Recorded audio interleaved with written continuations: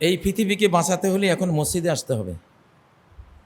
কোন সরকারের বাপের সাধ্য নাই এই পৃথিবীকে বাঁচায়, দেশকে, কারো বাপের সাধ্য নাই। কারণ পৃথিবী টোটাল কন্ট্রোল বাই আল্লাহ, একদম সরাসরি আল্লাহর হাতে চলে গেছে।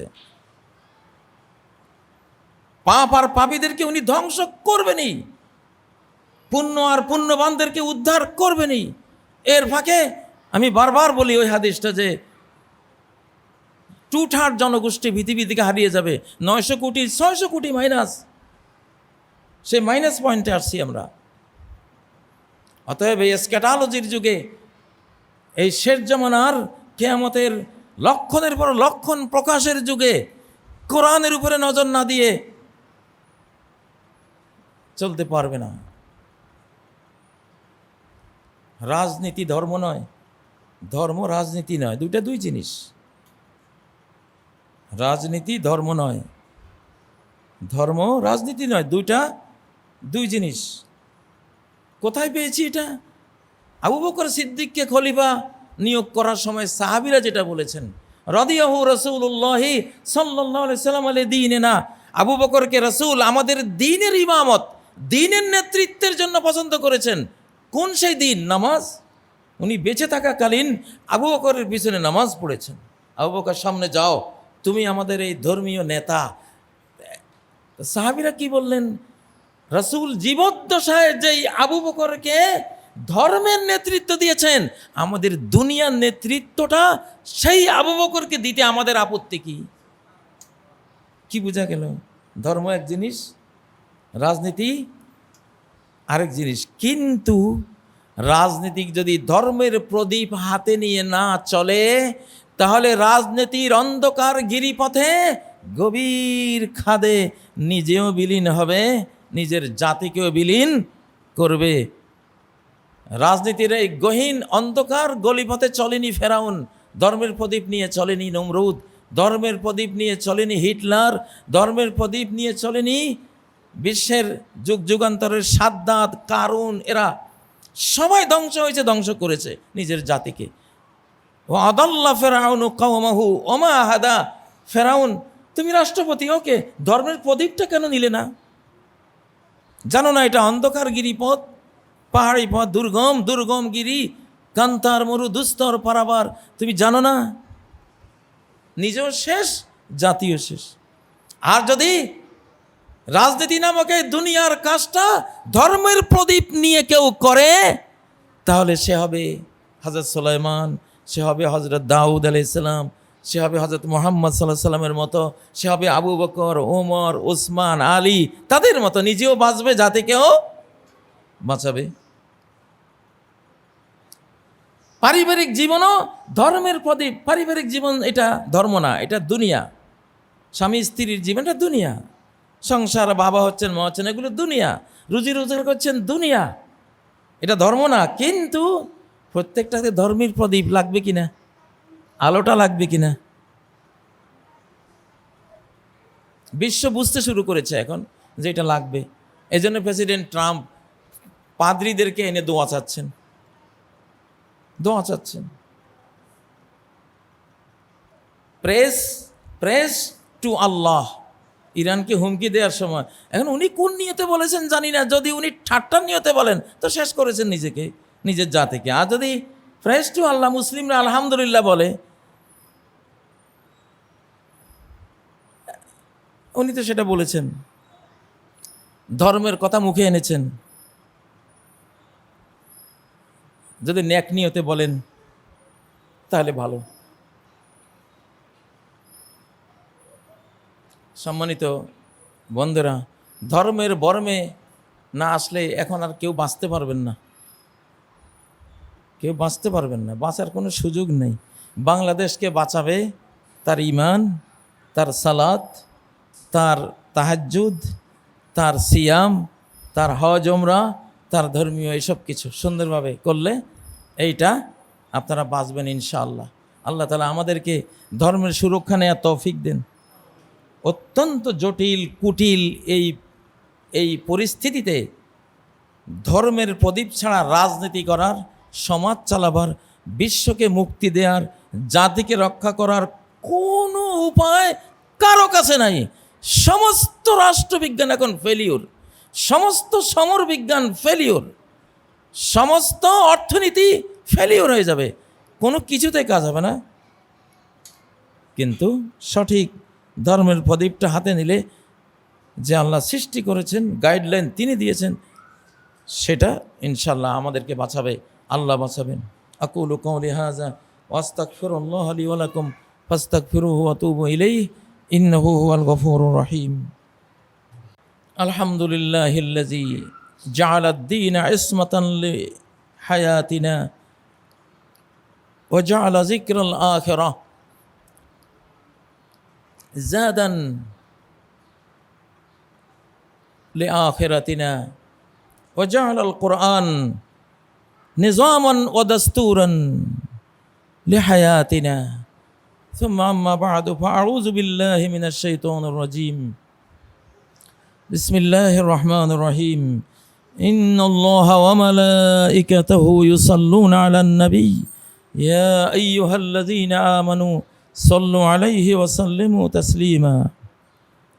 আল্লাহুম্মা সাল্লি ওয়া সাল্লিম ওয়া বারিক আলা মুহাম্মাদ ওয়া আলা আলি মুহাম্মাদ কামা সাল্লাইতা ওয়া সাল্লামতা ওয়া বারাকতা আলা ইব্রাহিম ওয়া আলা আলি ইব্রাহিম ইন্নাকা হামিদুম মাজিদ। ইবাদাল্লাহ ইত্তাকুল্লাহ ওয়াদখুলু ফিস-সিলমি কাফা ফাইন্নাল্লাহ আযজা ওয়া জাল্লা ইয়াকুল ইয়া আইয়ুহাল্লাযীনা আমানু উদখুলু ফিস-সিলমি কাফা ওয়া লা তাত্তাবিউ খুতুওয়াতিশ শাইতান ইন্নাহু লাকুম আদুউম মুবিন।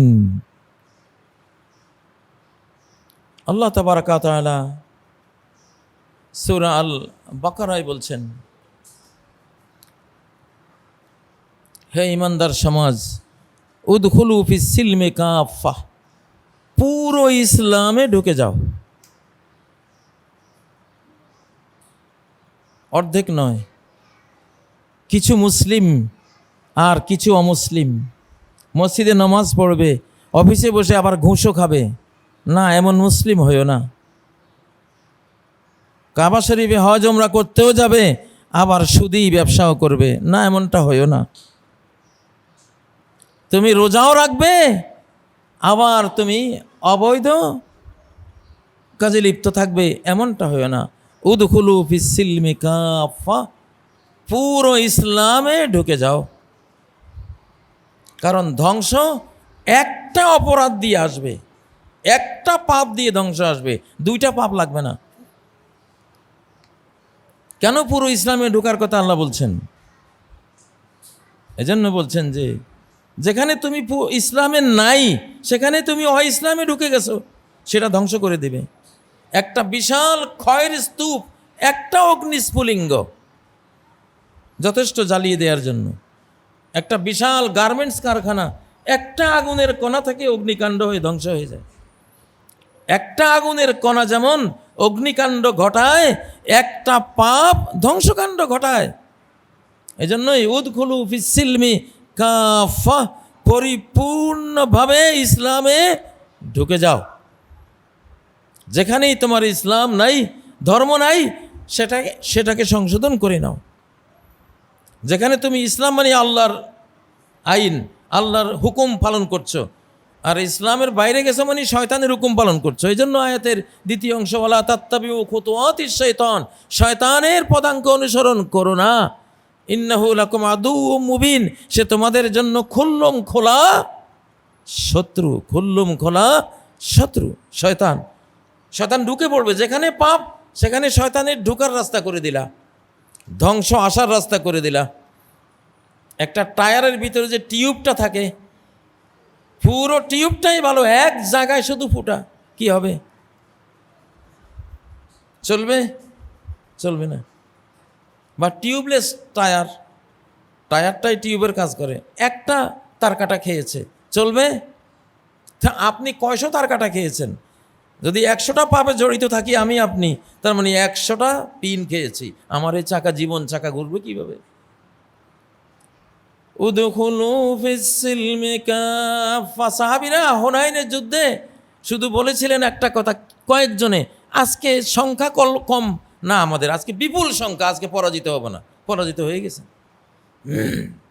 সব অলিয়া উলিয়া, আল্লাহ নবী সহ সাহাবীরা। একটা কথা, ভুল কথা, নবী সহ পরাজয় নিয়ে আসছে সবাই কপালে। উহুদের যুদ্ধে নবীজির একটা হুকুম অমান্য করেছিলেন, বলেছিলেন এই যে দুই পাহাড়ের মাঝখান, এখানে বসে থাকবা। আমরা যদি বিজয়ী হয়ে যাই তবুও বসে থাকবা, যদি দেখো পাখিরা আমাদেরকে উড়িয়ে নিয়ে যাচ্ছে সৌ মেরে, আমরা টিকতে পারছি না, তবুও বসে থাকবা। কিন্তু তারা বসে থাকে নাই, বিজয় হয়ে গেছে মনে করে ছুটে গেছে। আর পিছন থেকে হযরত খালেদ ঢুকে 70 জন সাহাবীকে শহীদ করে দিয়েছে।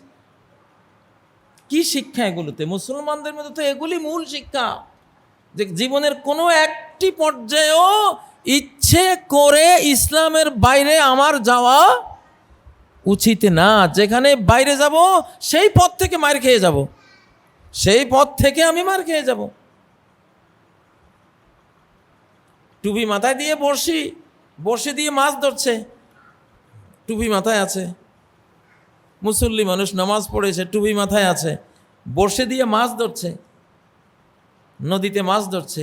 নদীর কুমির তাকে টার্গেট করেছে পানি থেকে, আবার পাহাড়ের বাঘ এসে তাকে টার্গেট করেছে উপর থেকে। ডাঙ্গায় হলো বাঘ, পানিতে হলো কুমির, দুইটার টার্গেট কে? ওই বড়শিওয়ালা। কিন্তু তার মাথায় টুপি আছে, মুসল্লি মানুষ। বাঘে যখন ঝাঁপ দিয়েছে, ঝাঁপটা লেগেছে তার টুপির মধ্যে। বাঘ এটা বুঝে নেই যে টুপিটা মাথা নয়, এটা ফসকে যাবে।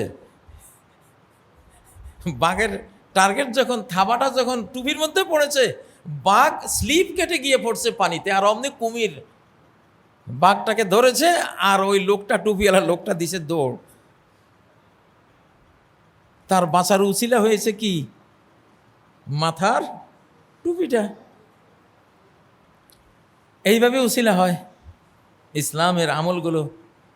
এক যুদ্ধে সাহাবীরা মেসওয়াক করা শুরু করলেন, যুদ্ধ জয় হচ্ছে না, ডাল কেটে কেটে যখন মেসওয়াক করা শুরু করলেন, বেঈমানরা এই দৃশ্য জীবনও দেখে না, কেন ওদের তো মেসওয়াকের সিস্টেমে নাই। ওরা দেখে এটা আবার কি, এটা দাঁত ধারাচ্ছে কি, খেয়ে ফেলবেন আর সর্বনাশ। ওই মেসওয়াকের দাঁত ধারানি দেখে ওরা পলাইছে। যুদ্ধে মুসলিমদের বিজয় এসে গেছে, ওরা পরাস্ত হয়ে গেছে। যাই হোক, এগুলি কতগুলো এক্সাম্পল যে ইসলাম আপনার রক্ষক।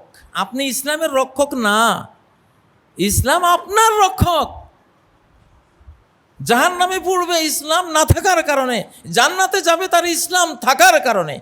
কবরে আযাব হবে না ইসলাম থাকার কারণে, আযাব হবে তার ইসলাম না থাকার কারণে। ঠিক নয় কি? ফেরাউন মরেছে ইসলাম থাকার কারণে নাকি না থাকার কারণে? না থাকার কারণে। নমরুদ মশার কামড়ে মরেছে ইসলাম থাকার কারণে নাকি না থাকার কারণে?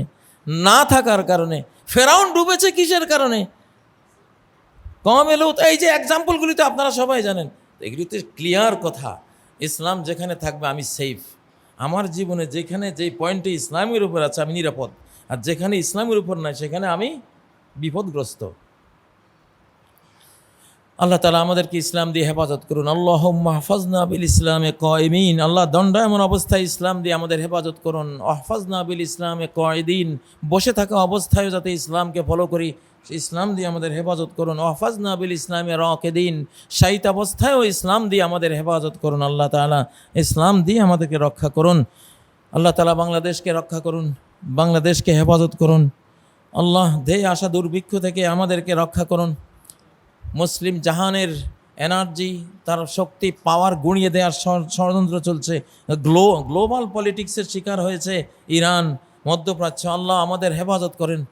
আল্লাহ যে ধর্ম মধ্যপ্রাচ্যকে রক্ষা করবে, যে ইসলাম ইরানকে রক্ষা করবে, সে খাঁটি ইসলাম গোটা মুসলিম জাহানে আপনি দান করেন। আল্লাহ যেখানেই পাপাচার রয়েছে, শিরিক রয়েছে, যেখানে কুসংস্কার রয়েছে, সেগুলো থেকে আমাদেরকে দূরে সরিয়ে দেন। আল্লাহ আয় আল্লাহ আমাদের মা বাবাকে ক্ষমা করেন, আমাদের মুরব্বিয়ানে কেরামকে ক্ষমা করেন, জীবিত মৃত সকল মুমিন মুমিনা মুসলিম মুসলিমাকে ক্ষমা করেন। আমাদের দেশ, জাতি, সরকার সবাইকে সৎপথে পরিচালিত করেন। আল্লাহ যে পথে কল্যাণ রয়েছে, মুক্তি রয়েছে, চিরসফলতা রয়েছে, আমাদের সবাইকে সেই পথে পরিচালিত করেন আল্লাহ। বাংলাদেশের জনগণকে, বাংলাদেশের কর্তা ব্যক্তিগণকে, বাংলাদেশের যারা রাষ্ট্রীয় নেতৃত্বে আছেন সবাইকে আল্লাহ এদেশ রক্ষার, এদেশকে হেফাজত করার এবং এই দেশের মানুষের ইহকাল পরকাল রক্ষা করার পথে যাতে তারা চলে চালায় সে তৌফিক দান করেন আল্লাহ। আউযু বিল্লাহি মিনাশ শাইতানির রাজীম। বিসমিল্লাহির রহমানির রহিম।